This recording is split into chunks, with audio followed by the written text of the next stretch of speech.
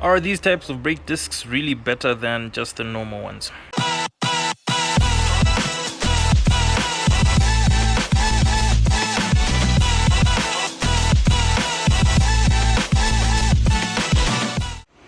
We are at Z Gear HQ, Tunex Automotive. I want to show you guys something about the brakes on this 350Z right here. It's getting some work done on it, but I know that some of you have seen brakes that are, these are called cross-drilled and slotted rotors, and some of you might not know what exactly these, funny designs are for. I know you see these on Mercedes-Benz and other high-performance cars, and yeah, the question might be, are these brakes better than, a car that just has solid brakes? If you look at a car like this one, this BMW 335i, if you check on these brakes, you find that it's, just a smooth surface inside, no cross drills, no slots, nothing. As compared to the other one, I mean the 350Z on this side. So basically, the reason why this brake has these slots and these drills right here is to let gases that build up between the brake pads be able to escape through here.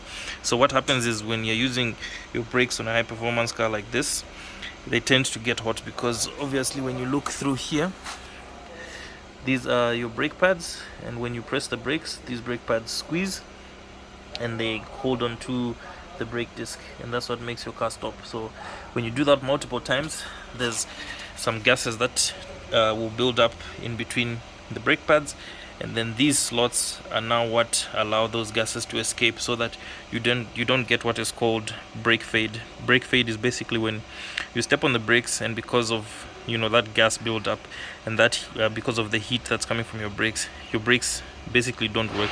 I'm sure some of you have experienced that.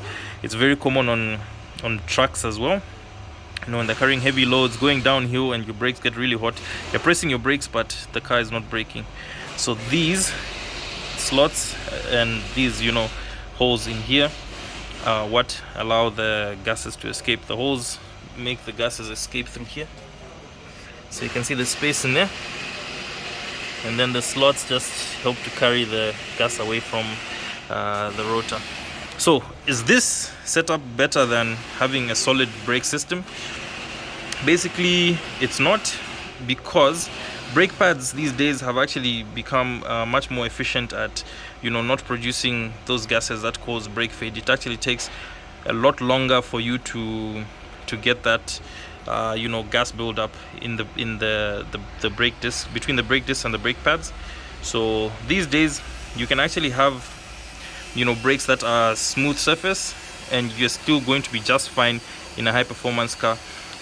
This was developed basically to combat that, and that was at a point where brake pads were not as good as they are today.